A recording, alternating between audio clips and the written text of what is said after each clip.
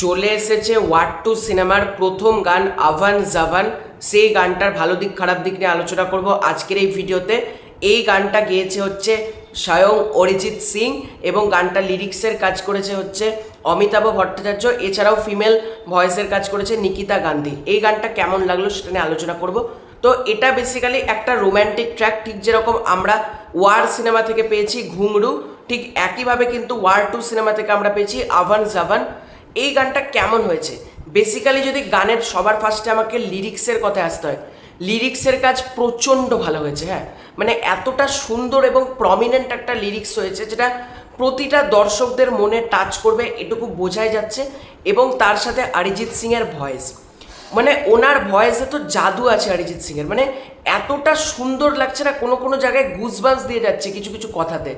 অরিজিৎ সিং এতটা সুন্দরভাবে গানটা গেয়েছে, এতটা মিষ্টিভাবে গানটা গেয়েছে, এতটা রোম্যান্টিকভাবে তিনি গানটা গেয়েছেন, খুবই ভালো হয়েছে। মানে এই গানটা মানে এই জায়গাতে ফাটিয়ে দিয়েছে, এটুকু বলতে পারি। নিকিতা গান্ধী, সে ফিমেল ভয়েস, তার গলাও যথেষ্ট ভালো। এই গানটা বেসিক্যালি তোমরা যদি হেডফোন দিয়ে শোনো তোমাদের কিন্তু গানটা বেশ ভালো লাগবে, এটুকু বলতে পারি। এবং গানটার ভিজুয়ালাইজেশন সিনেমাটোগ্রাফির কাজ খুবই ভালো। এবং গানটা কোরিওগ্রাফি করেছেন সম্ভবত বস্কো সিজার, মানে ঋত্বিক রোশন। এখানকার স্টেপগুলো তোমরা যদি দেখো খুবই ভালো পারফর্ম দিয়েছে বলা যেতে পারে।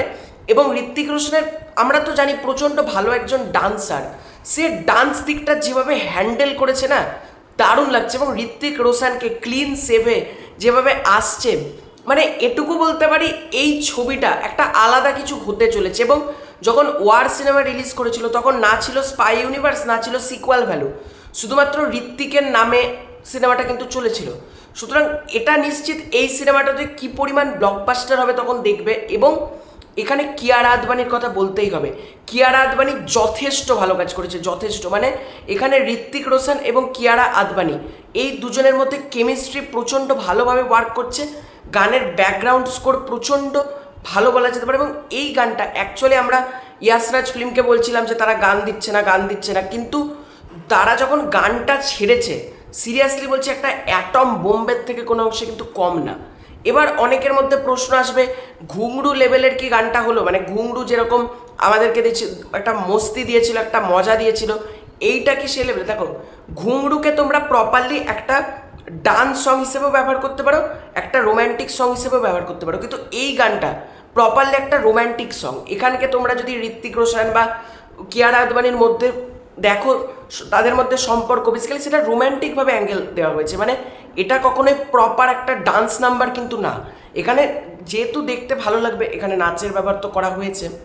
আমার ওভারঅল গানটা দারুণ লেগেছে। এবং এটুকু বলতে পারি এই গানটা ইয়ং জেনারেশন লুফে নেবে, এটুকু বলতে পারি। যখন মানে গানটা আজকে তো সবে রিলিজ করলো, আরও যখন গানটা শুনতে শুনতে মানুষ দেখতে দেখতে অভ্যস্ত হয়ে যাবে, এবং যেভাবে কিয়ারা আদবানি বা ঋত্বিক রোশনকে প্রেজেন্ট করা হয়েছে, দর্শক 2025 সালে দাঁড়িয়ে যেটা দেখতে চায় সেটাই আজকের দিনে দাঁড়িয়ে কিন্তু দর্শককে দেওয়া হয়েছে। আমার তো এই গানটা বেশ ভালো লেগেছে। তো তোমাদের এই পুরো এন্টার বিষয়টাকে নিয়ে কী মতামত কমেন্ট করে জানাও। তোমাদের ওয়ার টু এর প্রথম গান কেমন লাগলো সেটাও কমেন্ট করে জানাও। ভালো লাগলে লাইক করো, শেয়ার করো, চ্যানেলে নতুন থাকলে চ্যানেলটাকে সাবস্ক্রাইব করে দিও। Bye bye.